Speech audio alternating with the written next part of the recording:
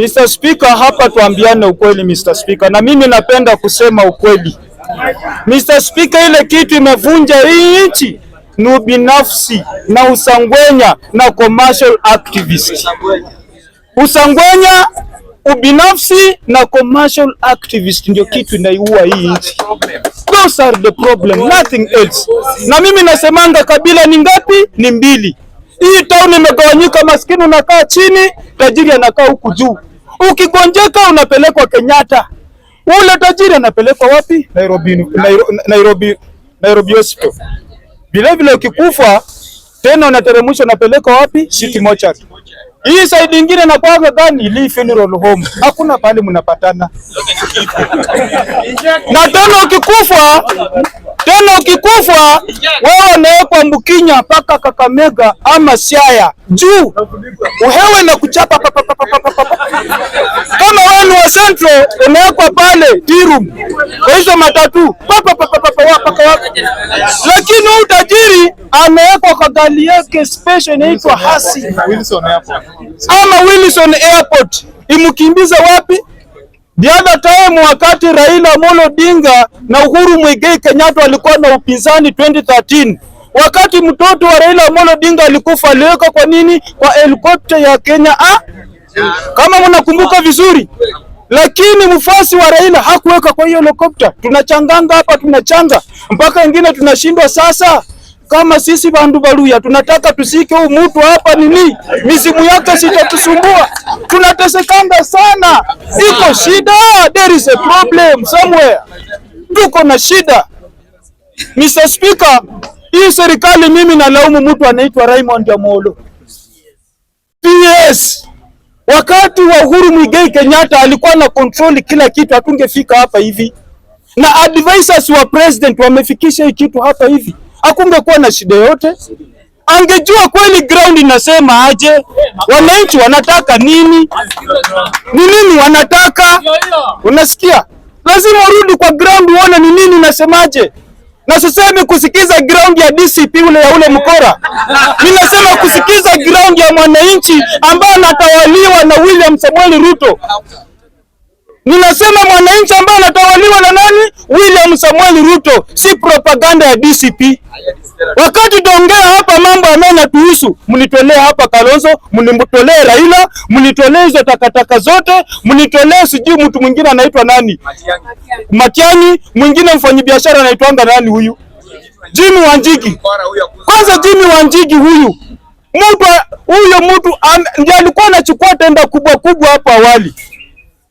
Yeye alikuwa anakula tenda kubwa kubwa. Hii SGR shod wake yenye ilifanyika, wenye waliharibu hii SGR ni watu gani? Saa zile pesa yenye ilitumika ya stima wakaweka standard gauge, watu walikula hiyo pesa ni watu gani? Ni Jimmy Wanjigi. Hawa ndio walikuwa napora nchi. Sasa hivi wanakuja kusema ati serikali ni mbaya, ati Ruto amefanya hii, na wanawachukua hapa. Mtu wake yuko hapa na tunamjua vizuri sana. Alafu mnajidanganya ati mnakuja kukomboa nchi na kumbe mnasukuma ajenda za Jimmy Wanjigi. Who is fooling who and who is a fool? Wacha upumbavu. Kama tumekuja kupigania nchi, tukue very genuine. Jenizi walienda kwa barabara na ni watoto wadogo, lakini hizi sura zenye zenye naona nyinyi mnasambanya.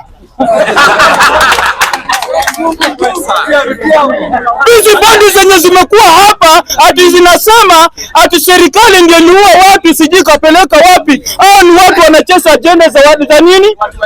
Za Jimmy Wanjigi na Matiang'i na vitu hizo takataka zote. Mimi wacha niwaambie ukweli. Mimi Ruto hata ananijua. Mimi ni mfasi wake, lakini wanamkosoa hapa na mnaonanga. Lakini wewe usijifanya ati uko hapa kurekebisha nchi na ili hali unasukuma agenda. Na mimi nilisema hapa, hata huyu Ruto anaweza toka tu, si tuko na katiba na framework. Tukamwambia bro, sasa penye amefika, hata sisi ni vijana wako kwa ground, lakini bro, hii achia vijana. Achia tu vijana. Hii penye imekuja tunakuadvise achana nayo. Lakini mimi sitamwadvise awachane nayo kama unaniletea mtu kama ati Gachagua kutoka kwa hii serikali ilikuwa shida. Walimpeleka pale parliament akaenda akajitetea, akakimbia akaenda kotini. kutoka kotini akaona inamsungusha, akaomba msamaha, akasema munisamee nibaki kwa hii serikali. Hakuomba msamaha, alitolewa kwa serikali kama paka yenye ameshikilia gunia. Sasa kama hii serikali yenye alikuwa amekatalia ndani, mbona akitoka nje anasema ni mbaya? Who is fooling who and who is a fool? Tuache upumbavu, alafu tunadanganyana hapa. Sasa tumefanya maandamano mpaka intruders wameingia ndani, nchi inachomeka. Bwana, wacha niwaambie, hii kitu ambayo tunacheza nayo hapa ni mbaya. Uliza Mburundi, uliza mtu kutoka Central African Republic, uliza DRC Congo, uliza hii Somalia, Sierra Leone, South Sudan. South Sudan, their first democratic right to demonstrate ilikuwa pale Nyayo Stadium under the watch of Mwai Kibaki. Watu wa Somalia, kura yao ya kwanza democracy ilikuwa pale Kasarani 205 under the watch of Mwai Kibaki. Watu hao wanini wa Burundi hawa ndio wapate peace na Uhuru Muigai Kenyatta mwezi wa pili 2022 aliwakalisha pale wapi? Safari Park Hotel, akawaongelesha. Ndio naona saa hizo nchi saa hii pia zimeanza kuendelea. Lakini my friend, ile siku utajipata kwa nchi ya mtu atu wao ni refugee. Kwanza Mtanzania hawa ndio wa Kenya wale walikuwa na ujuaji mwingi hawa. Hivi sasa wamekosa makao, waingia huku kwa bana. My friend, to be a refugee, to be a refugee, whatever you are playing with it hapa. Alafu nasema ati mnatafuta justice na kumbe nyuma yenu ni Gachagua, ni Matiang'i, Kalonzo, sura za kawaida, viatu za kawaida tumezoea kwa street. You are killing this nation. You are killing this nation. Mimi Ruto wangu sijakataa, ni mfuasi wangu, lakini naweza mwambia pahali imefika, achana nao vijana wachukue. Lakini kama nyinyi mmekuja na hizo sarakasi za DCP, alamu nasema tumtabadilisha nchi, mimi siko hapo. Lecha nikufe na Ruto. Anaitwa General Isa Bakari.